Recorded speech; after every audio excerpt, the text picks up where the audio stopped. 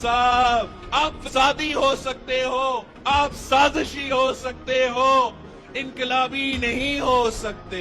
इस जरदारी को लाड़काना कराची, पेशावर और लाहौर की सड़कों पे ना घसीटा तो मेरा नाम जमात शरीफ नहीं। अब अगर हमने मियाँ को छोड़ दिया तो शायद अल्लाह भी हमें माफ न करे, इसलिए कि ये कौमी चोर है, ये अवाम का चोर है।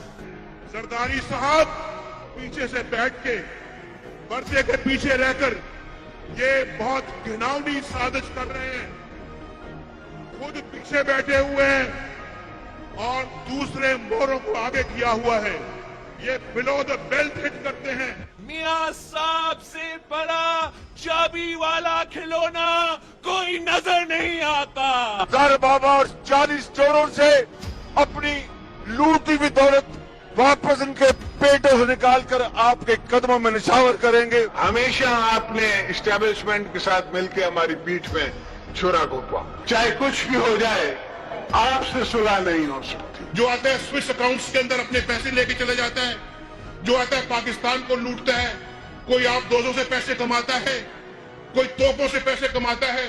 इंशाल्लाह ये करप्ट लोग भी अपने अंजाम को पहुंचेंगे। ये बैठे हुए शोबाज शरीफ आपका खाना खा रहे हैं, आपकी रोटी लूट रहे हैं, ये लुटेरे लूट के गए हैं। मैं इनसे सबसे निकालूंगा, इनके पेट से निकालूंगा। ये सरदारी साहब पहले आप अपनी करप्शन का तो कौम को हिसाब दें। आपने जो मुल्क को लूटा है उसका तो